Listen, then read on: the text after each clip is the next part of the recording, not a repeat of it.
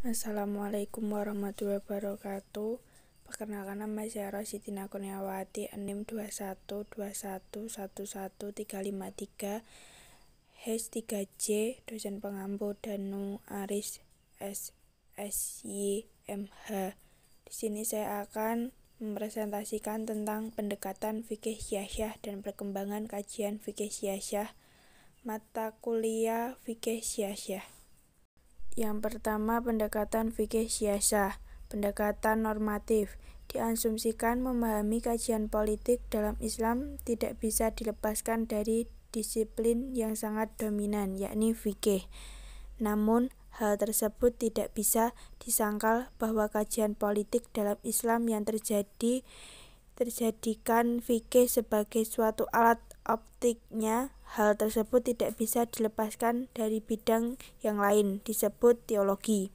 Dalam melakukan sesuatu pembahasan politik dalam Islam bersifat normatif, artinya mendasarnya dalam bingkai fikih dan teologi yang menggambarkan suatu argumentasi atau pendapat yang dapat disarikan dari teks-teks keagamaan.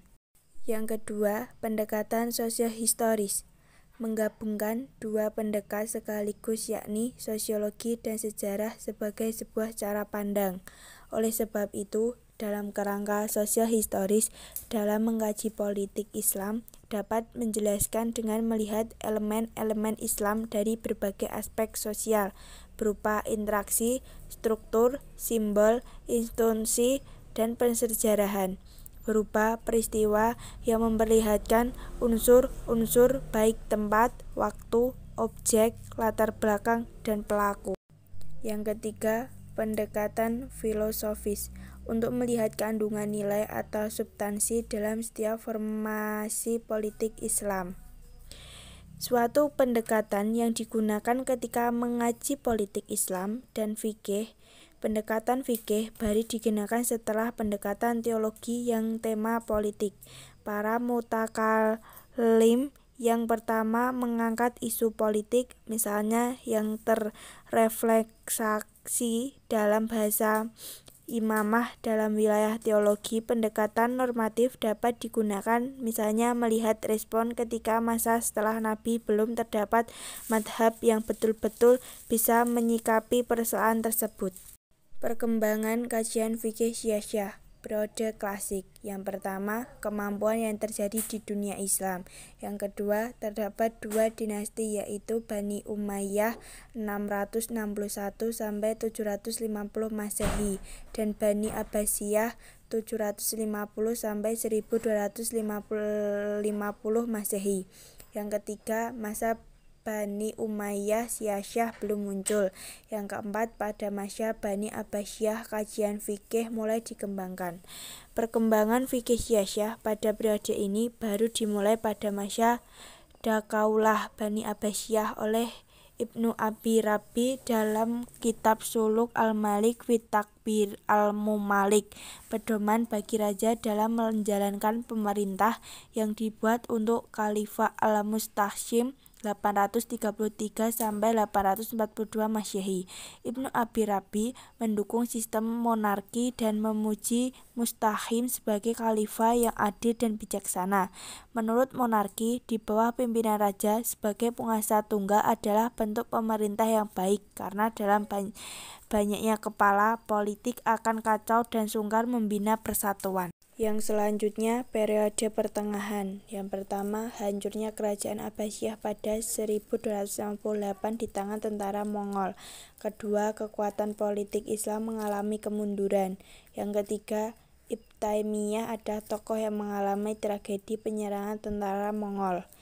Periode ini ditandai dengan hancurnya dinasti Abbasiyah di tangan tentara Mongol pada tahun 1258 Masehi.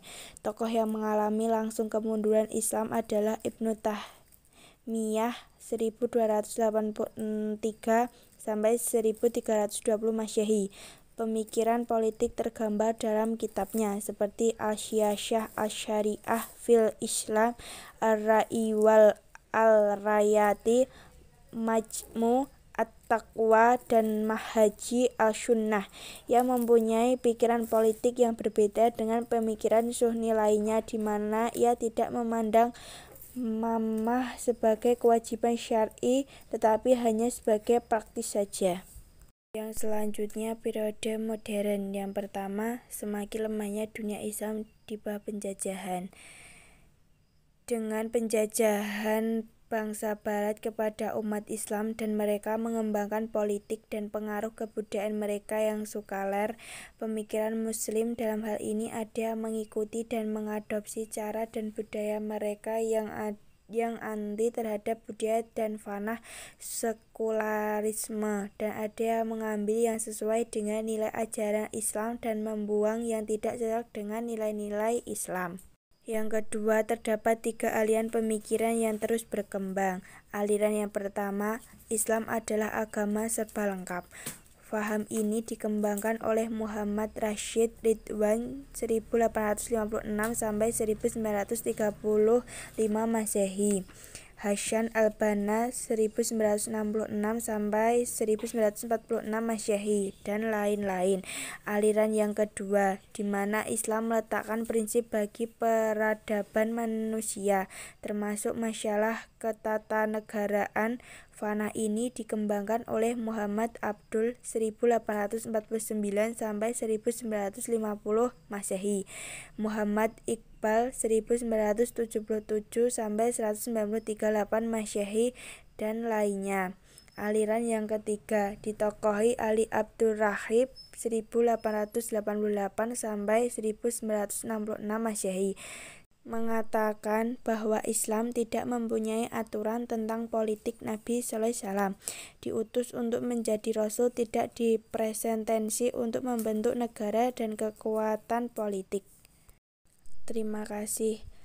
Cukup sekian presentasi dari saya. Apabila ada salah kata, mohon maaf. Wassalamualaikum warahmatullahi wabarakatuh.